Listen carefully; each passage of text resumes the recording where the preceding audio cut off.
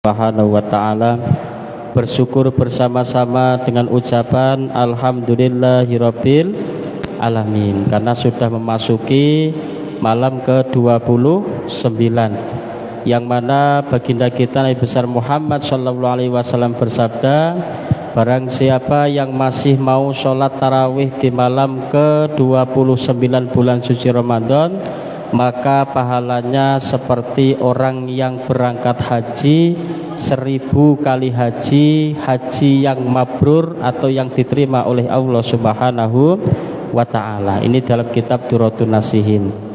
Sholawat dan salam kita sanjungkan kehadirat Nabi kita Nabi besar Muhammad sallallahu alaihi wasallam. Allahumma sholli ala Sayyidina Muhammad wa ala ali Sayyidina Muhammad. Bapak Ibu jamaah rahimakumullah, malam ke-29 ini berarti di penghujung bulan Ramadan. Kira-kira kita senang apa susah kalau Ramadan ini sudah habis, Bapak Ibu? Ibu-ibu senang apa susah, Bu? Hah?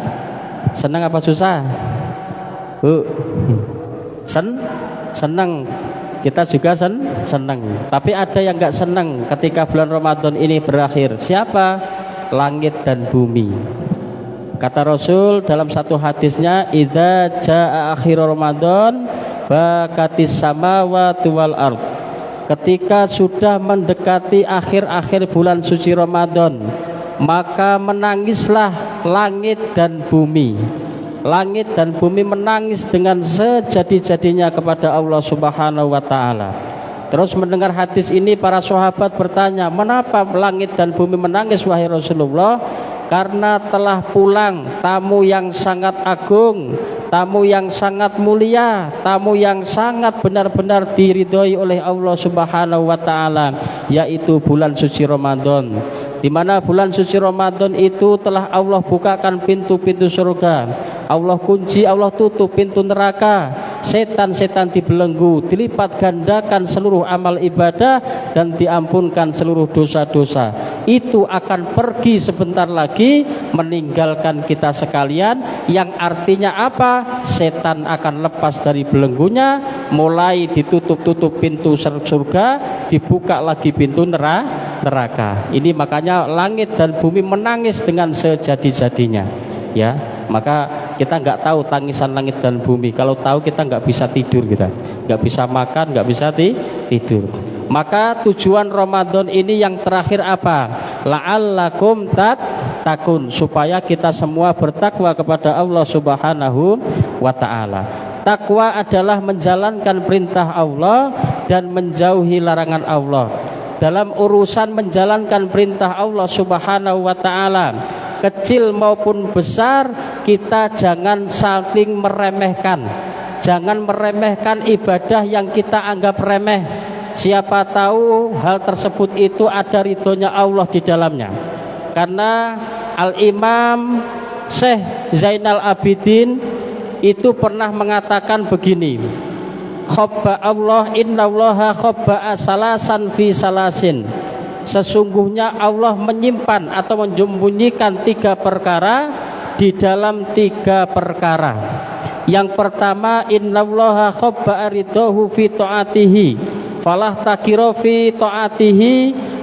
Jangan sekali-kali Allah kita itu menyepelekan satu ibadah yang kita anggap kecil. Karena siapa tahu sesungguhnya Allah Subhanahu wa ta'ala itu justru meletakkan ridhonya di dalam ketaatan tersebut itu. Contoh, misalkan contoh, kita seperti lewat di jalan, terus ada batu. Ini kalau kita singkirkan kelihatannya sepele. Siapa tahu dengan menyingkirkan batu di jalan itu termasuk menjadi ridhonya Allah kepada kita. Jadi jangan semata-mata ibadah itu harus sholat 1000 rakaat tiap malam. Itu bagus kalau bisa. Baca Quran sehari semalam khatam 30 juz juga bagus kalau bisa. Cuma ibadah-ibadah kecil jangan kita anggap kecil. Imam Al-Ghazali radhiyallahu anhu, beliau adalah ulama besar. Beliau adalah orang yang ahli ibadah. Beliau mengarang kitab sampai ribuan kitab. Tapi ketika beliau meninggal dunia, dan juga ada seorang ulama yang menjumpai beliau dalam mimpinya. Wahai Imam Al-Ghazali, apa yang Allah perbuat kepadamu? Allah mengampuni segala dosa-dosaku dan Allah memasukkanku ke dalam ridhonya, yaitu ke dalam surganya. Apa berkat karangan kitabmu atau ibadahmu yang banyak? Bukan. Ternyata Imam Al-Ghazali diampuni dosanya oleh Allah itu gara-gara suatu malam beliau pas ngarang kitab zaman dulu dikarang dengan pena yang ada tintanya. Jadi di tinta itu ada wadah tinta, kemudian dicelup-celupkan penanya, kemudian menulis. Nanti habis lagi celupkan lagi, nulis lagi. Itu pena zaman dulu. Nah, ketika waktu aku mengarang kitab, aku melihat ada lalat di situ. Saya lihat lalat itu meminum tinta tadi, meminum tinta yang akan aku celupkan ke dalam tinta tadi. Aku serentak berhenti menunggu lalat ini sampai dia kenyang. Setelah lalat ini kenyang, kemudian lalat itu terbang. Dan ternyata sababiah itulah Allah mengampuni segala dosa-dosaku. Nah, kelihatannya sepele, cuma lalatnya. Kalau kita kan nggak ada lalat makan minuman kita, ya bunuh lalatnya. Dibunuh lalatnya. Makanya kata ulama, lalat itu kalau kecebur atau masuk ke dalam kopi atau minuman kita, itu sebenarnya lalat mempunyai racun dan mempunyai penawar. Jadi ketika dia masuk, lebih baik sebelum kita buang lalatnya itu kita celupkan aja sekali. Tapi jangan lama-lama, nanti mati dia. Celupkan plek, kemudian kita lepaskan lagi. Kenapa? Karena salah satu dari sayap lalat itu mengandung racun, salah satunya mengandung obat, dan kemudian kita minum lagi, nggak apa-apa. Yaitu termasuk sudah kita tawarkan dengan obatnya tadi.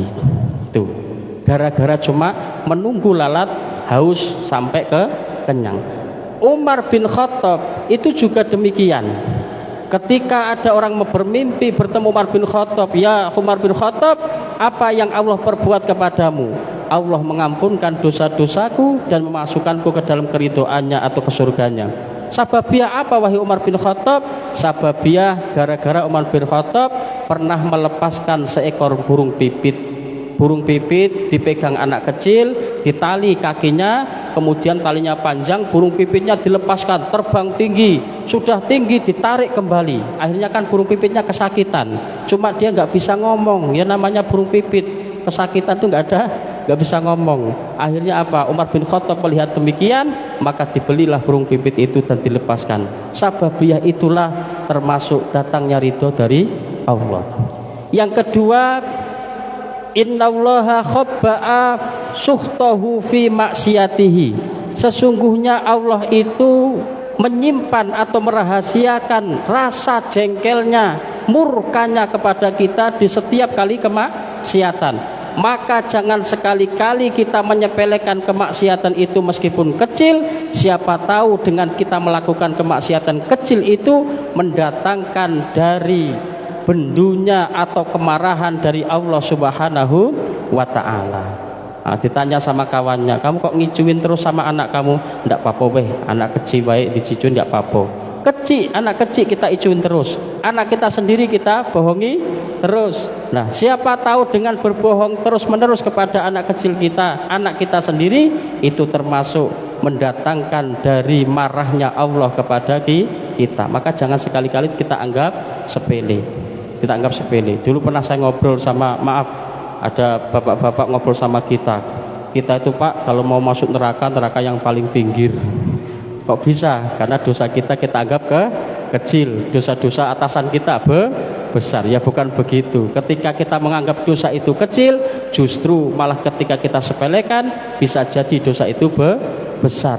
Ketika dosa besar kita lakukan, kemudian kita menyesali dosa besar itu, siapa tahu menjadi sababiah kita diampuni oleh Allah Subhanahu wa ta'ala. Maka jangan sekali-kali meremehkan dosa kecil. Yang nomor 3, innallaha khabba'a wilayatahu fi khalqihi. Sesungguhnya Allah merahasiakan wali-wali atau kekasihnya Allah di antara makhluk-makhluk Allah Subhanahu wa ta'ala. Maka jangan sekali-kali kalian menghina salah satu hamba Allah. Siapa tahu yang kalian hina itu adalah walinya Allah. Maka gak tahu siapa yang menjadi kekasih Allah.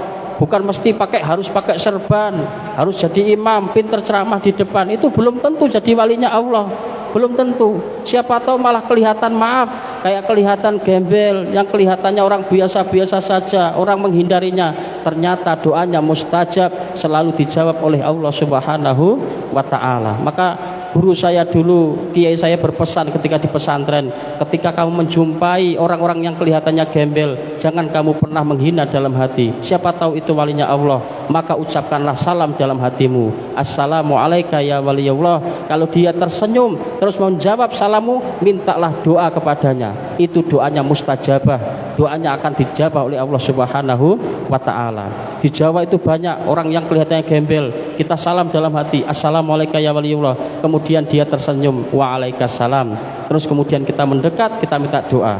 Saya di Bengkulu, setiap ada gembel saya salami dalam hati, assalamualaikum ya waliyullah, assalamualaikum ya waliyullah, ternyata nggak ada yang jawab. Ternyata beneran gembel. Ya, maka di situ dekat wali Allah. Jadi kadang-kadang mereka beliau-beliau menyembunyikan derajatnya di sisi Allah. Kenapa? Tidak mau sibuk dengan urusan dunia. Nanti kalau dia kelihatan derajatnya di sisi Allah Subhanahu wa ta'ala, maka banyak orang yang datang untuk mencari keberkahan doa-doanya.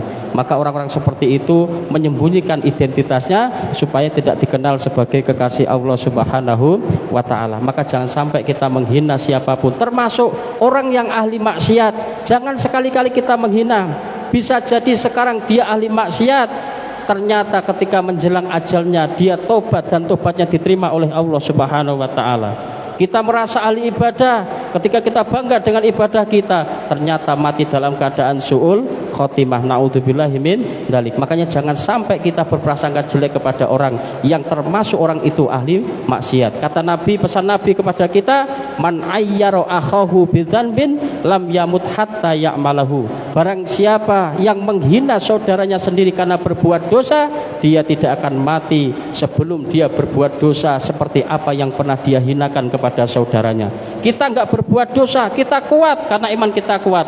Anak kita akan berbuat dosa seperti yang pernah kita hinakan kepada orang yang pernah kita hina. Lihat ceritanya Nabi Nuh alaihi salam. Ternyata satu riwayat dikatakan dalam satu kitab, kenapa Nabi Nuh diuji dengan istrinya yang durhaka kepada Nabi Nuh, bahkan kafir. Kan'an putranya sendiri, putra Nabi Nuh juga kafir kepada orang tuanya sendiri. Kenapa? Karena ternyata Nabi Nuh itu benci dengan umatnya sendiri yang ahli maksiat dan meminta kepada Allah, mengajukan proposal agar semua yang durhaka bermaksiat pada Allah dibinasakan. Akhirnya terjadilah banjir bandang, semua yang durhaka kepada Allah dan Nabi Nuh akhirnya binasa. Makanya Nabi Nuh dapat julukan Nabi Adam yang kedua, karena setelah banjir bandang selesai, itu Nabi Nuh yang tersisa cuma kaumnya dan Nabi Nuh serta hewan-hewan yang ikut kepada perahunya Nabi Nuh saja. Kenapa bisa terjadi? Karena Nabi Nuh itu termasuk mencelakai atau meminta supaya umat yang durhaka kepada Allah binasakan. Berbeda dengan Nabi kita, Nabi Muhammad Shallallahu Alaihi Wasallam, disakiti orang kafir, dilempar batu, dicaci maki, sampai malaikat Jibril yang tidak punya nafsu, beliau itu ikut emosi. Wahai Rasulullah, engkau berdoa pada Allah, aku timpakan gunung ini kepada orang-orang kafir. Apa kata Nabi Muhammad SAW? Ya Jibril, jangan, siapa tahu dari salah satu keturunannya ada yang mau menyembah Allah Subhanahu wa ta'ala. Makanya ketika berjumpa orang ahli maksiat, ya Allah berikanlah dia hidayah, ya Allah berikanlah dia hidayah. Dalam hati kita jangan sampai mengatakan,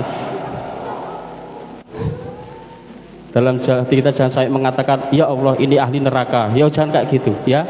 Jadi jangan sampai kita berprasangka buruk kepada orang lain. Jangan sampai menghina orang lain, karena siapa tahu itu akhir hayatnya menjadi kekasih Allah Subhanahu wa ta'ala. Dan juga banyak lagi kisah-kisahnya orang-orang yang soleh hidupnya ketika matinya su'ul khotimah. Orang-orang yang ahli maksiat ketika menjelang matinya malah husnul khotimah. Maka jangan sekali-kali kita menghina orang lain karena dia berbuat maksiat. Mungkin dari terakhir awal hingga akhir penyampaian yang saya sampaikan di bulan suci Ramadan ini ada kata-kata yang menyinggung hati Bapak Ibu sekalian, saya minta keikhlasan dan minta maaf sedalam-dalamnya. Kurang lebihnya mohon maaf. Ihdinas siratal mustaqim. Assalamualaikum warahmatullahi wabarakatuh.